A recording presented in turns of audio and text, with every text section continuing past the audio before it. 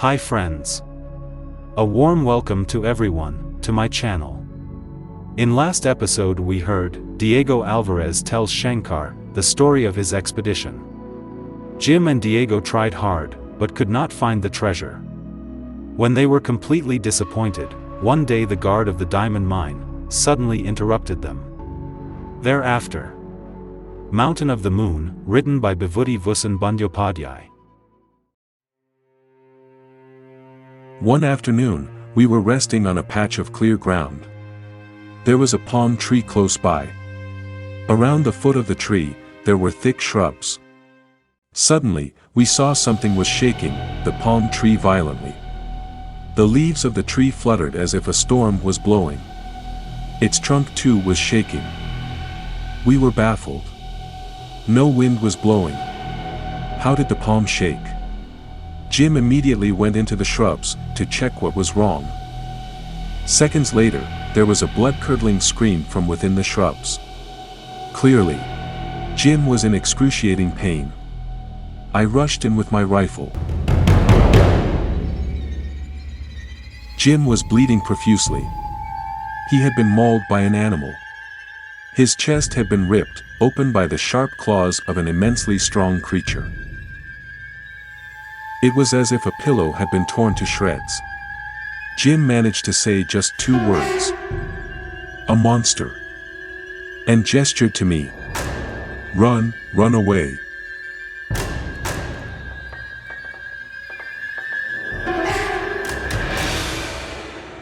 Minutes later, Jim breathed his last. I went to check the palm tree. A few big scales were stuck on its trunk. It looked as if an enormously strong animal had been brushing its scaly back on the palm, which had made the tree shake violently. There was no sign of the animal.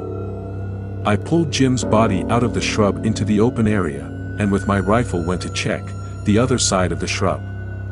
I saw the footprints of a huge animal with just 3 toes. I followed the footprints for some distance. The trail ended in front of a cave. At the entrance of the cave, I saw the large footprints with 3 toes on the sandy soil.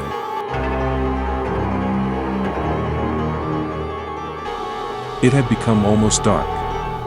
In the remote, unknown, treacherous valley between the ridges of 2 hills, I was tracking an even more unknown and dangerous beast.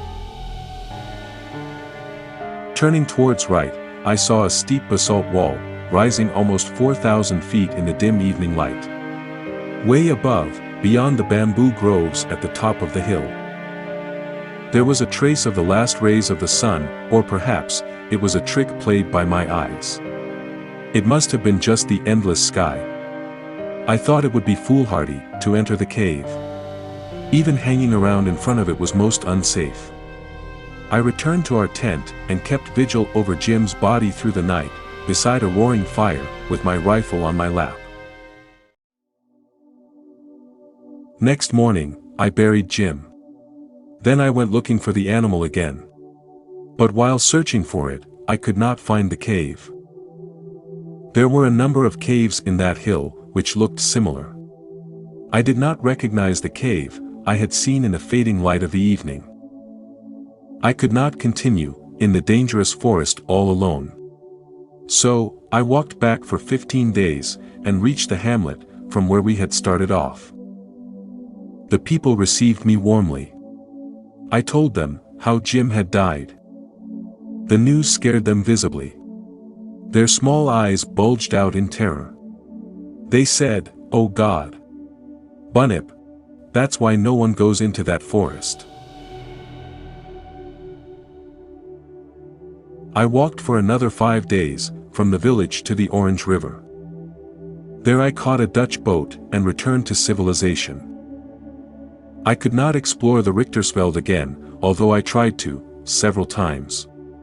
In between, there was the Boer War. I went to the battlefield. I was injured, and spent months in a Pretoria hospital. When I recovered, I worked in an orange orchard. I was there until recently. After living a quiet, peaceful life for almost 5 years, I started feeling restless again. So, once again, I was on the road. But I am an old man now. I think my journey is coming to an end. Please keep this map. It gives a rough direction of the Richtersveld mountain and the river, where we found the diamond. If you can muster the courage, go there. You will be a rich man. After the Boer War, 2 or 3 diamond deposits have been discovered, near the Guay River, not far from the river. But no one knows the place where we found the diamond. You should go there. Diego Alvarez lay back on his bed, after completing the story.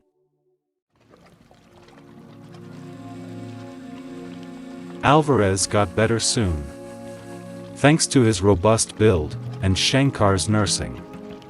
But a born traveler like him, could not continue in one place for long. He started feeling restless, and in about 2 weeks' time, he decided to leave. In the meantime, Shankar too had made up his mind. He asked Alvarez, "Do you remember what you said when you were sick, about the diamond reserve?" The elderly man had shared his secrets when he was ill, but when he got better, he did not broach the subject again. That day, he did not talk, he was immersed in thought. Then late in the evening, he said, "It's not that I was not thinking about it. But, do you have the courage to go after a chimera?" Shankar said, "Let's check if I have. If you say yes today, I will send a wire to the Tsevo station asking for a replacement." After a long pause, Alvarez said, "All right. Please send the telegram. But I must tell you, not everyone who prospects for gold or diamond finds something. I knew an 80-year-old man who had never found anything. But he always said, 'Now I have got precise information, I will strike it rich, soon.' He searched for gold in the Australian deserts and African veldt till his end." 10 days later, Alvarez and Shankar left for Kisumu. From there, they would board a steamer on the Lake Victoria, and sail to Mwanza in the south. On the way to Kisumu, they came across a grassland, where thousands of giraffes, zebras and gazelles were grazing. Shankar could not believe his eyes. He had never seen anything like that. The giraffes were not scared of people. They moved away, but by just about 50 yards, and peered at the 2 humans curiously. Alvarez said, "One needs a special license from the government to shoot giraffe.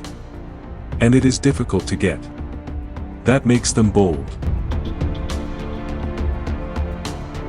But the gazelles were exceptionally timid. In a herd, there were 200 or 300 of them.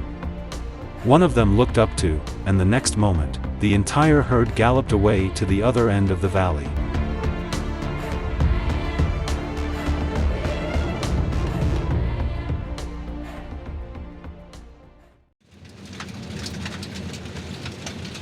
As Shankar and Alvarez had little money, they traveled on the deck of a British steamer. As the vessel left the tiny marina of Kisumu, Shankar saw African women, carrying chickens in their hands and babies on their backs.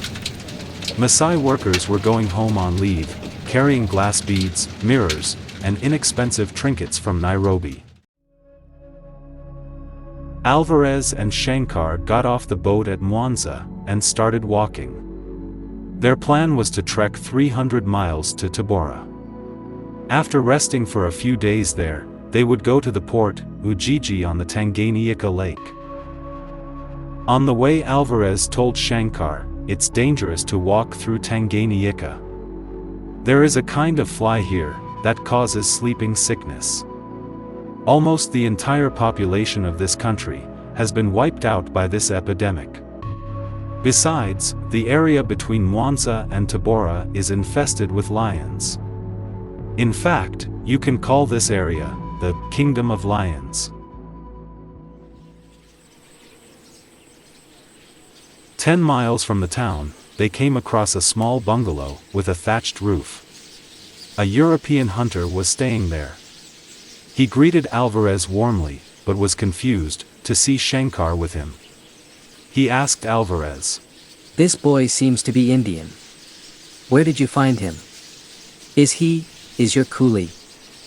Alvarez said, "He is my son." The European raised his eyebrows. Alvarez then described how he had met Shankar and what Shankar had done for him. But he did not give the slightest hint about the purpose of their journey or their destination.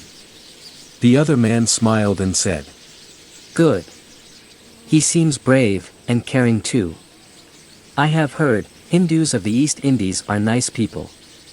Once, in Uganda, a Sikh was very kind to me. I will never forget his hospitality. Please stay as my guests tonight. This is a government bungalow. Like you, I have been trekking through the day. I came here just a few hours ago." The gentleman had a portable gramophone. Later that evening, after they had their dinner of tinned tomatoes and sardines, they sat outside the bungalow, listening to music. A lion roared nearby.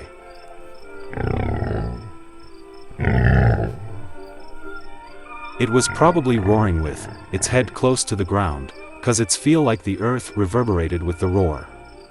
Their host said, "Tanganyika is the land of ferocious lions, and most of them have tasted human blood and it seems they like it." Shankar pondered over this piece of cheerful news. From his experience at the railway camp in Uganda, he knew only too well how dangerous lions could be. The next morning, they set off again. Their host for the night cautioned them about the sleeping sickness flies, which were usually seen after sunrise. They had to be avoided at all costs. Alvarez and Shankar were following a narrow trail through a field of tall grass. Alvarez said, "Be careful. Lions often hide behind grass. Don't fall behind." For Shankar, the only comfort was that Alvarez was carrying a gun and he was a crack shot. But even then, Shankar did not feel very secure. He knew that lions were capable of picking up their victims quietly, all of a sudden. And if that happened, there would be no time even to take the rifle off your back. That day, about an hour before sunset, Alvarez said, "There is no village nearby. It would not be safe to walk after dark." They pitched camp in an open field for the night. They put up a small tent by hanging 2 pieces of canvas under a massive baobab tree. Shankar lit a fire with dry leaves and twigs and started cooking. Exhausted after the long walk, they fell asleep in no time. Late in the night Shankar woke up with a start when Alvarez called him. "Shankar, wake up. There is an animal close to our tent. Pick up your gun." Through the thin canvas of the tent, they could hear a large animal breathing. The baobab tree looked like a demon in the dim light of the fading campfire. Shankar was about to get out of the bed with his gun, but his senior comrade stopped him. The next moment, the animal tried to rush into their tent. Alvarez fired 2 shots. Shankar too raised his gun and took aim. But before he could press the trigger, Alvarez's rifle boomed again. Thereafter, it was all quiet. They turned on their electric torch and went out cautiously. The torch showed a huge lion that was about to enter their shelter. It was still alive, but badly injured. It breathed its last after they fired 2 more bullets. Alvarez looked at the stars and said, "The night is still young. Let's catch up on our sleep." They went in and lay down. After a few seconds, Shankar was surprised to hear his companion snoring.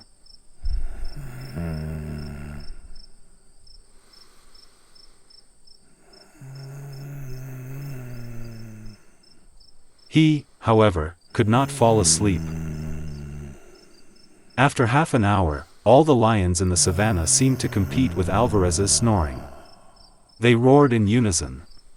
It was terrifying. Shankar was familiar with the lion's roar, but this was different.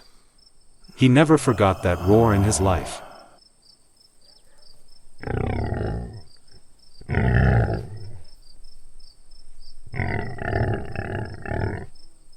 And the lion was not far from their tent. Alvarez woke up and said, "Oh no! It is not going to let us sleep. Must be the mate of the dead one. Be careful." It was an awful night. The fire had almost died out. In that impenetrable darkness, a thin canvas separated them from a desperate animal that had just lost its mate. It kept roaring. It came close one moment, and went away in the next. And through the night, it kept circling the tent. The lion left a little before dawn. They too struck camp and started off.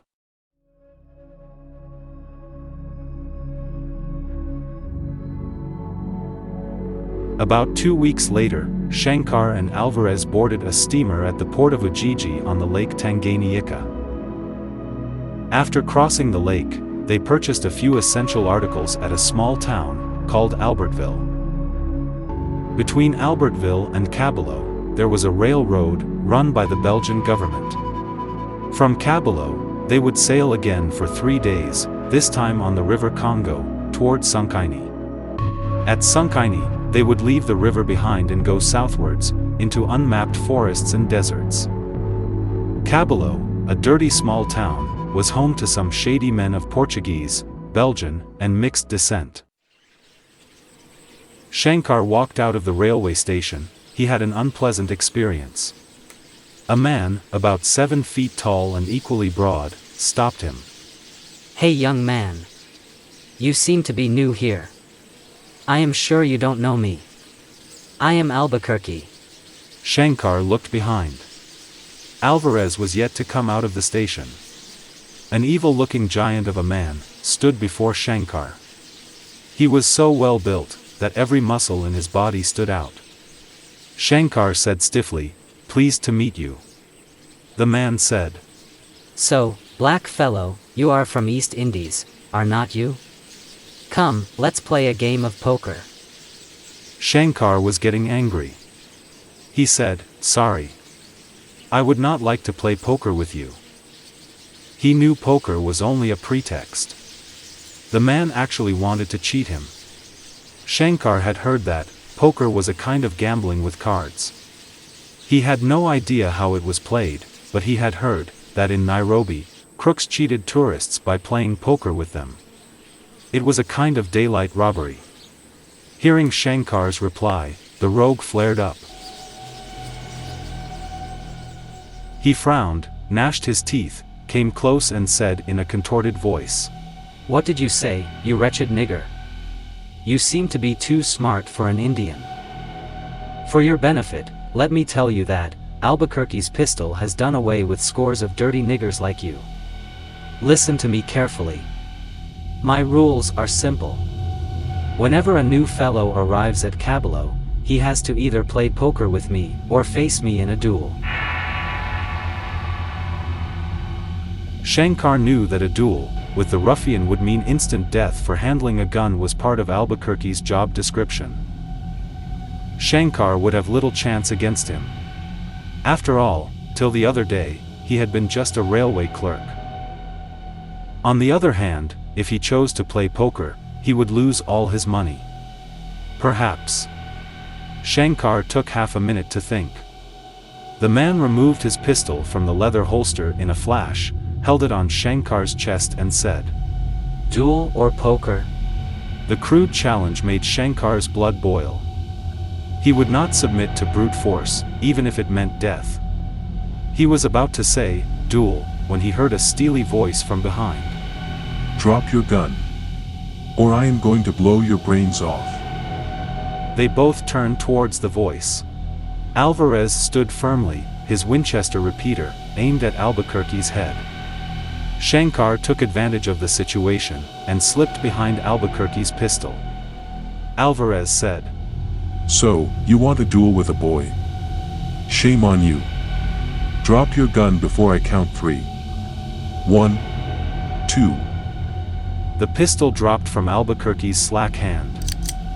Alvarez continued. Thinking that the boy is alone, you are posing very bravely, right? Shankar was quick to pick up Albuquerque's pistol. Albuquerque was puzzled. He had not expected someone like Alvarez to come to Shankar's rescue. He smiled and said, "All right, mate, I give up, you win. Young lad, give my pistol back. Don't worry, you two are a mate. Let's shake hands. Albuquerque does not bear a grudge. My cabin is just around the corner. Come and join me for a mug of beer." Alvarez knew his own people. He accepted the offer, and they went to Albuquerque's shack. As Shankar did not drink beer, Albuquerque made coffee for him.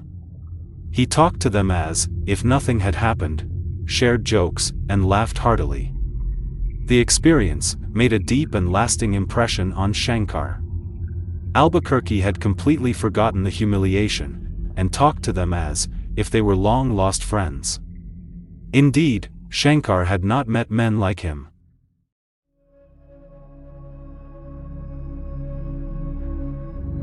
The following morning, they boarded another steamer and sailed southwards. Shankar was thrilled to see the scenery on the two sides of the river. He had not seen such lush green forests until now. He had been to parts of Africa that did not have dense jungles. He had seen grasslands which were bare, but for occasional trees like cedars and acacias. But here, as the steamer went southwards, the jungles on the banks revealed a myriad of shades of green. There were massive trees with thick foliage, big creepers, and countless arrays of wild flowers. Shankar felt Mother Nature was beside herself with joy. She was reveling in her own beauty, her own richness. Shankar was not a toughened fortune seeker like Diego Alvarez. He had grown up in the green fields of Bengal. The artist in him soon got lost in the wealth of beauty of the golden afternoons, and wove it into the warp and weft of his imagination. At night, Shankar saw the mysterious flora and fauna coming to life under an unknown sky filled with stars. He heard howls of wild animals from within the jungle. Lost in the dark splendor, Shankar stayed awake, ignoring the frosty breeze of the Central African night. There, the dazzling Ursa Major. Thousands of miles away, the same constellation would have risen over his small village tonight. And the slender new moon would be shining there too. He had come a long way from that familiar region. No one knew how much further he might go, and where his journey will end. 2 days later, the boat docked at Sankaini. From there, they started walking again. The area was not wooded. It was an immense, barren plain but for euphorbia shrubs.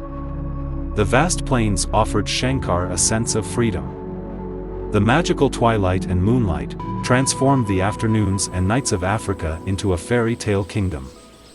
But Alvarez, the ever-so practical hard-nosed adventurer, said, "This veldt looks the same everywhere. Beware, you could easily lose your way out here."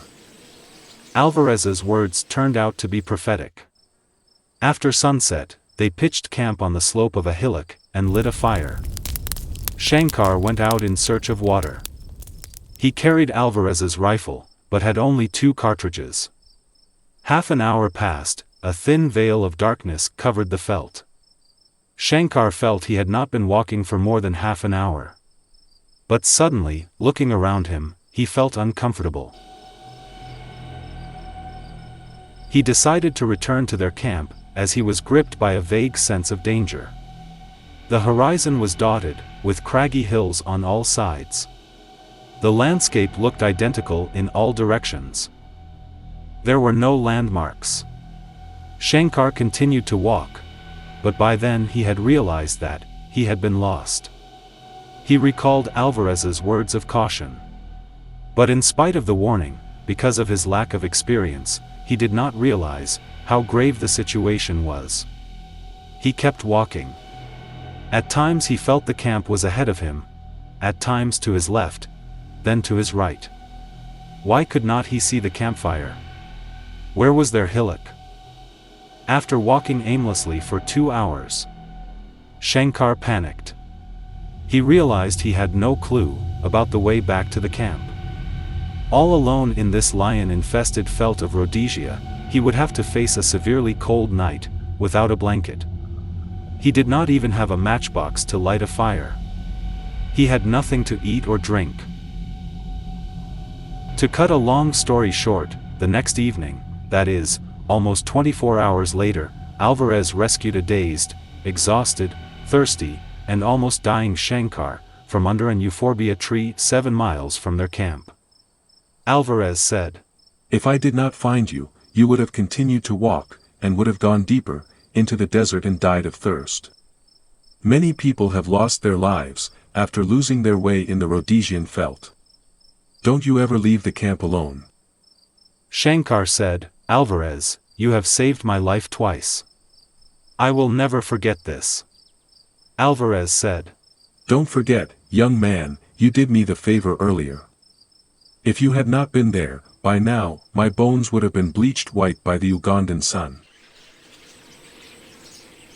It took them 2 months to cross the veldt between Rhodesia and Angola. At last, a cloud-like mountain range showed up, near the faraway horizon. Alvarez checked his map and said, "That is our destination. The Richtersveld mountain. It is still 40 miles away. In these open plains of Africa, you see things from far away." There were many baobabs in the area. From a distance, they looked more or less like people's or banyan's tree, but from up close, the short tree offered little shade. It had a thick trunk, crooked branches, and large outgrowths on its trunk.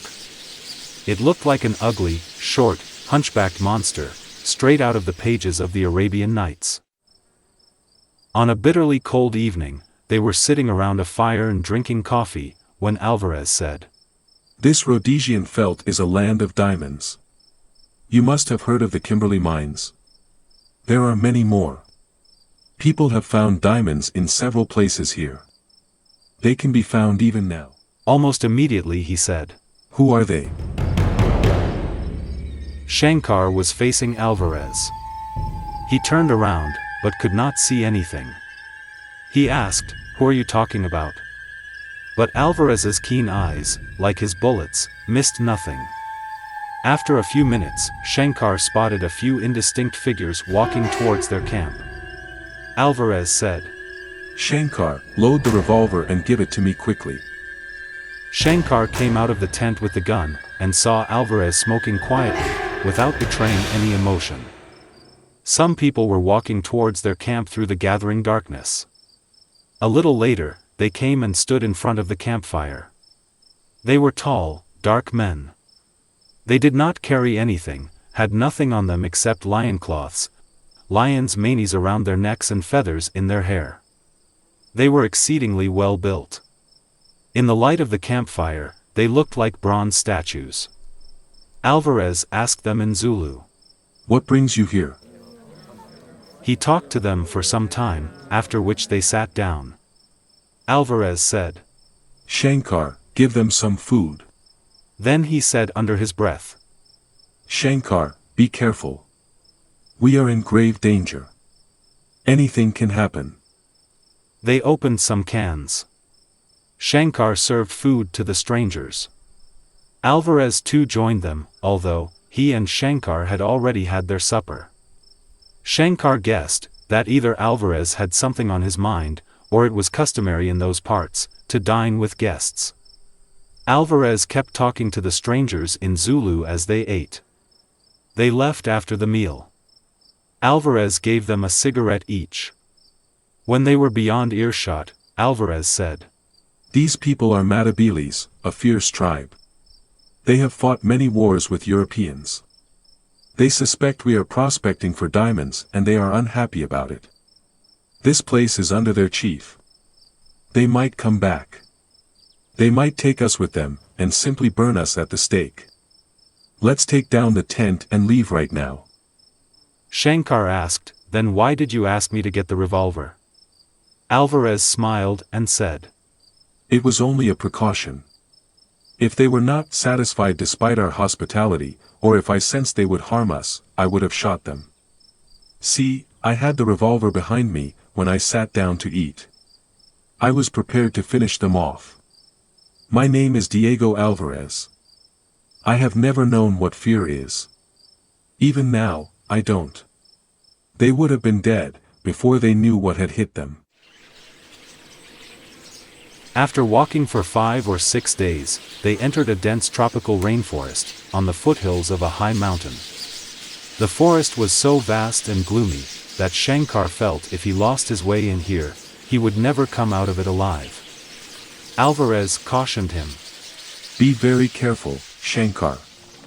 Unless you know these forests inside out, you might lose your way in no time. Many people have died in these jungles. You may get confused about the direction here, just as you were in the desert. Here too, all the places look alike and there are no landmarks. You have to learn the tricks of the Bushmen to survive in these forests. And please don't forget one thing. Always carry your gun. Central African jungles are not like parks in the cities." The last statement was hardly necessary. Shankar knew the dangers lurking in these jungles very well. He asked, "That yellow diamond mine of yours, how far would it be from here?" "From the map, it seems we are in the Richtersveld Mountains," Alvarez said. "You would not know how vast the Richtersvelds are. We have reached just its outermost range. There are several more. The area is enormous. If we walked 70 miles towards the east or 150 miles towards the west, we would still not come out of the forest. The narrowest width of this forest range is about 40 miles. The total area of this mountain forest is about 8 to 9,000 square miles. It would not be easy to find out the exact area, where I had come almost 8 years ago. We have a tough task in our hands, Shankar." Shankar said, "But we have run out of rations. We will have to start hunting, or from tomorrow, we will have to survive on air," Alvarez said. "Don't worry. Look at the hordes of baboons on the trees. If we have nothing else, we can treat ourselves to baboon meat and coffee. But that's for tomorrow. Let's put up the tent and take rest." They pitched tent under a tall tree, and lit a fire. Shankar cooked. They finished their meal, and sat in front of the fire. There was still some time before sunset. Mountain of the Moon, written by Bibhuti Bhushan Bandyopadhyay.